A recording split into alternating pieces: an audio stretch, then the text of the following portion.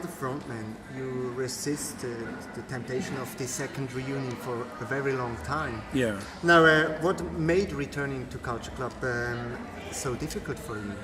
Well, it wasn't difficult. It's just that when the idea first started, we were still with our original manager, who was kind of coming to pretty much retirement age. He was kind of getting to that point where I certainly knew that I needed to find a new manager.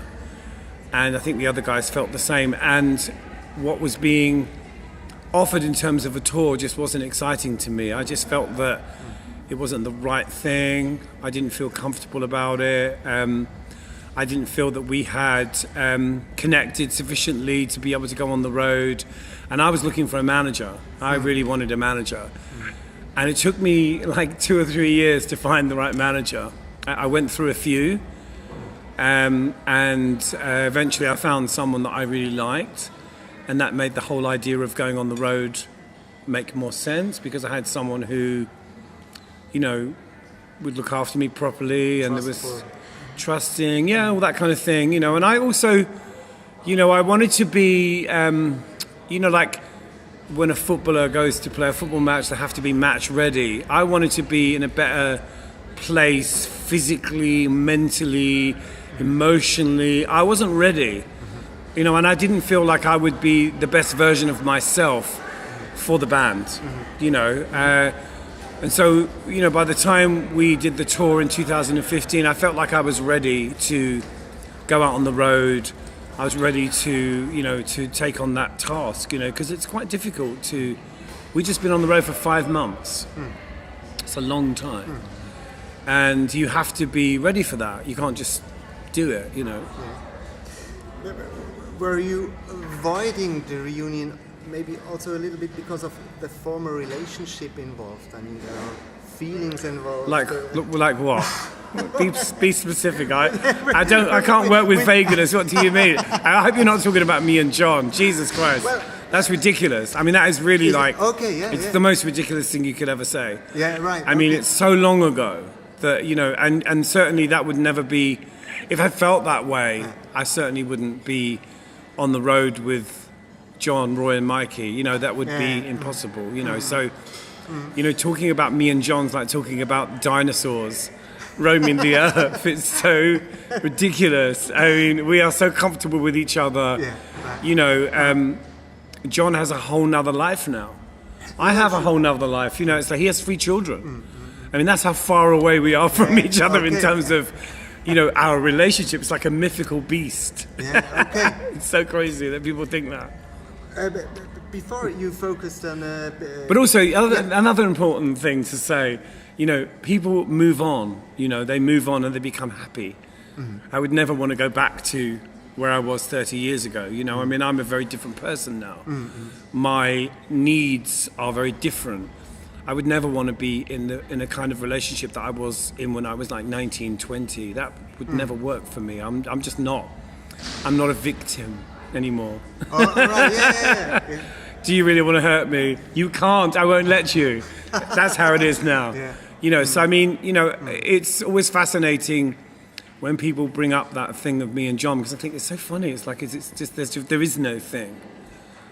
You know? Well, you know, I think it's difficult to see into a band, and I think chemistry within a band is but I think something very special. If you talk about any relationship, maybe from the outside, you know, whether your parents, your own relationships, you know, it's impossible to analyze anyone's relationship from the outside, you know.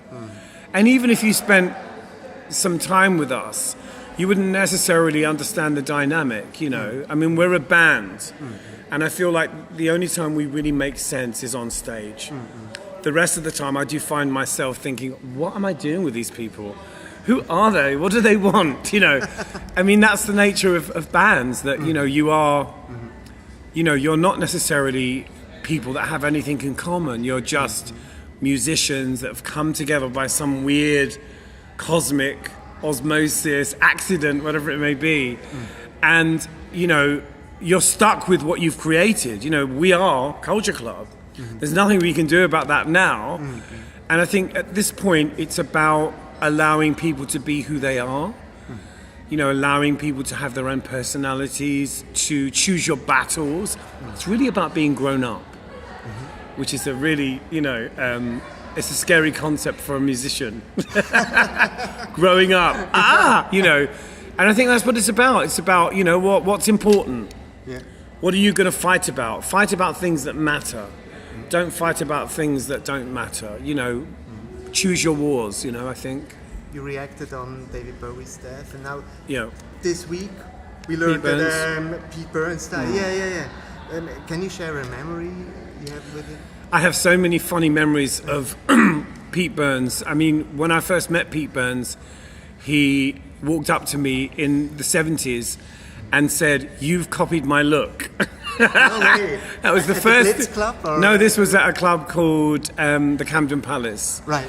I was going to the toilet and I was confronted by Pete Burns, his wife Lynn, and Steve Coy, who, you know, was the drummer. And he came up to me. I had dreadlocks, he had dreadlocks. And he said, "You copied my look." And I was like, "I don't look like you." You know, and there was the kind of confrontation. I knew about Pete long before I met him. You know, the interesting thing about the 70s, you know, after punk, we didn't have the internet, we didn't have cell phones, we didn't have the, you know, any kind of form of communication other than fanzines. There were some magazines, you know, but that was still to develop. But somehow we knew about each other. I knew about Pete Burns in Liverpool, Eric's Club. I knew about, you know, the bands that he was in. So there was kind of Pete Burns in Liverpool. There was Martin Degville in Birmingham, who went on to become Zig Zig Sputnik. And there was me, Marilyn, you know, and the kind of characters, Steve Strange in London. We all knew about each other. And in fact, one of the funniest memories I have in the 70s was I really wanted to go to Liverpool because I heard this club, Eric's, was like the place to be. And we were terrified to go because we were told if we went to Liverpool, we'd get beat up. All right. Okay. Because we're like, you know, we were like, you know, back in the 70s, like, the way you looked was everything. Right. And if you went somewhere and you looked slightly similar to someone else, they would kind of punch you. Right. So, you know, so initially with Pete Burns, there was a lot of hostility, you know, and then eventually after a few years, you know, we sort of became friends and shook hands. But in, you know, in the 80s, we said a lot of bitchy things about each other. I used to call him Third Degree Burns. And then when I had my first flop single, when the Medal song didn't chart very highly, he said he was going to send me a reef. So, you know, it was kind of, there was a lot of bitchiness. It was really funny. But, you know, I loved him. I mean, he was an amazing character and, you know, always fascinating. You know, you when he walked into a room or when he walked down the street, you couldn't avoid him. Yeah. Right. You know, what he turned himself into was quite outstanding and quite shocking as well, you know, quite shocking. But I think, you know, as a kind of fellow weirdo, you know, he's someone that I kind of had a lot of admiration for. You know, he lived his life very much in the spotlight. You know, he couldn't hide because of what he created. He was, you know, you couldn't walk down I can disappear. Yeah, I take off my hat, take off my makeup, put on a hoodie, some glasses, and people don't really notice me. Okay. But when Pete Burns left the house, you know, he had to always be Pete Burns. Yeah. What's next? I read that you might be working together on a new album. We have some stuff that we've already recorded. In fact, tonight we're going to do a handful of new songs. Right. But we are not completely satisfied with the album that we did 2 years ago. So there's a few songs that we're happy with, and then we want to do some new ones. We were writing last week. We wrote a new song last week that I really like. But I think, you know, when you write, if you're in the right place, you can come up with some really good work, you know.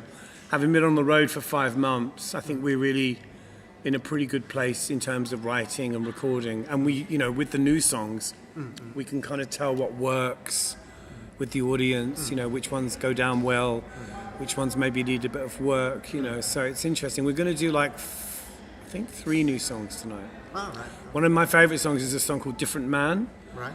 which is a song I wrote about Sly Stone. Sly Stone. Yeah. From the yeah. Okay. Yeah, Sly and the Family Yeah. Stone. I read an interview with Sly Stone. I'm not sure how much I'm going to talk tonight because obviously there's the language barrier. Do you think people will understand Right. me? Yeah, I see. Will they understand me? Because Well- I tend to talk a lot on stage, and I don't know if it'll work No, here. well, I think depends on the audience, but Yeah. usually they understand it. Because I normally tell the whole story about, Sly Stone and Harry was living in his car. Oh yeah. Yeah, he was living in his car. Yeah, I think he's yeah. still living in his car. Yeah, there was. So the song is about that. It's about addiction, I suppose. Yeah. Thank you very much for Thank taking you. your time.